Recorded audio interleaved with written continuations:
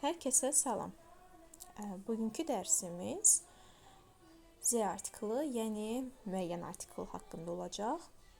Keçənki videomuzda mən qeyri-müəyyən artikllardan bəhs eləmişdim. İndi isə müəyyən artikllardan danışaq.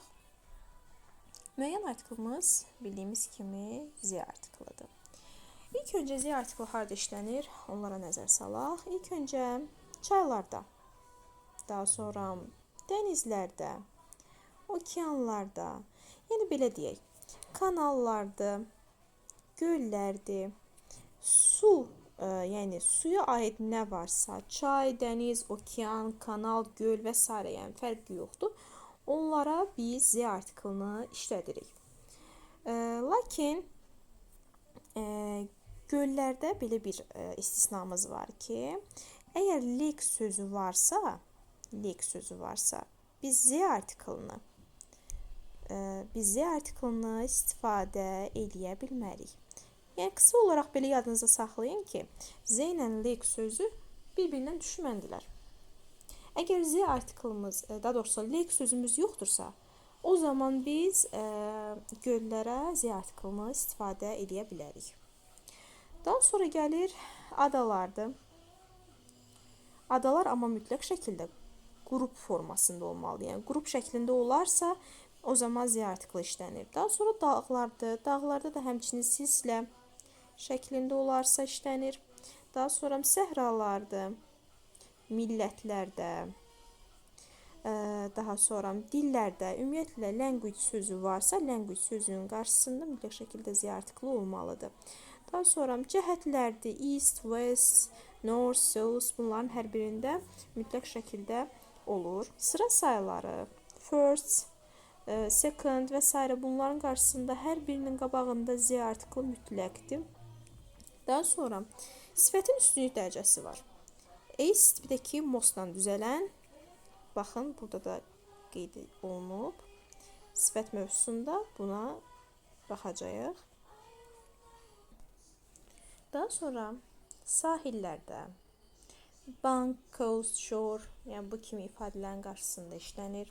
Londonun hissələri ilə city, east end, west end, bunların qarşısında Z artiklı olur.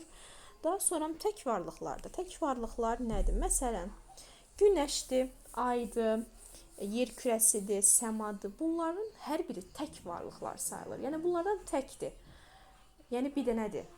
Ona görə bunlar tək varlıqlar sayılır və bu tək varlıqların qarşısında mütləq şəkildə Z artiklı işlənməlidir.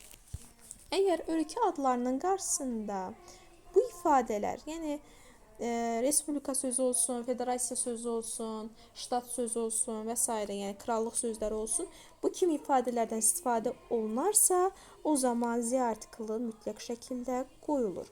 Daha sonra muzey və teatr adları ilə biz harada görsək, mütləq şəkildə Z artiklını yazmalıyıq. Daha sonra gəlir isimləşmiş sifətlər. Hansı ki, baxın, bu ifadələrdir. Bu ifadələrin qarşısında mütləq şəkildə Z artiklı olur. Əlavə olaraq da bu ifadələri əzbərə bilsəz yaxşı olar. Is originaldır, mütləq şəkildə Z artiklı ilə işlənir. Daha sonra on the left və right Z ilə işlənir. Həmçinin də to tell the truth. İndi isə gəlin öyrəndiklərimizi bu 6 testin üzərində təkmilləşdirək. Nümunə olaraq 6 testdən istifadə edəcəm sizin üçün.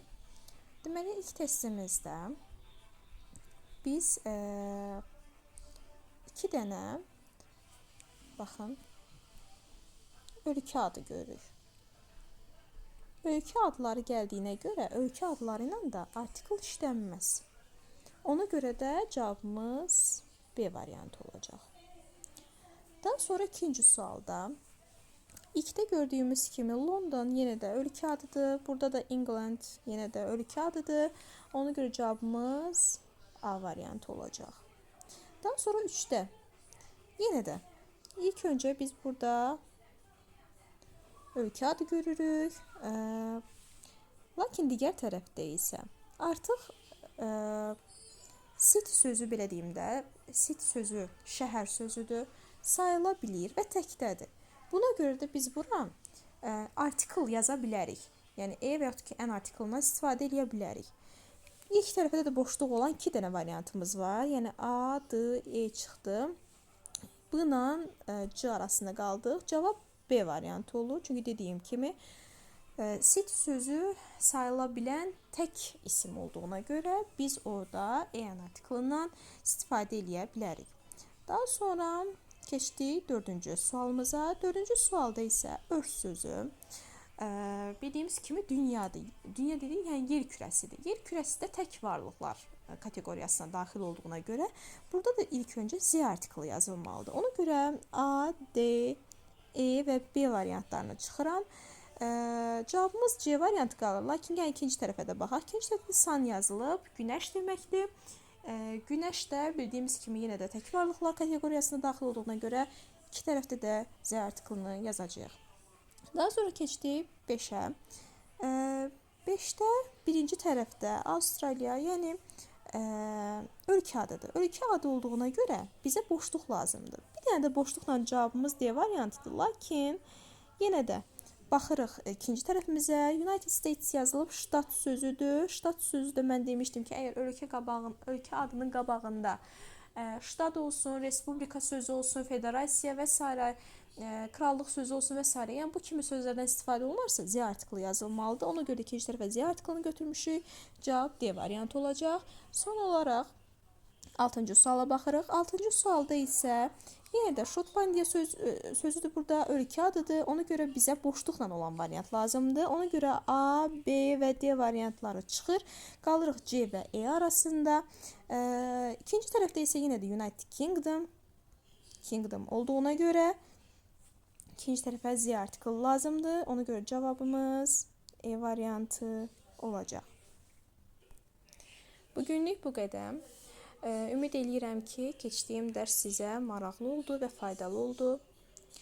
Videonu bəyənməyi və kanala abunə olmağı unutmayın. Hələlik.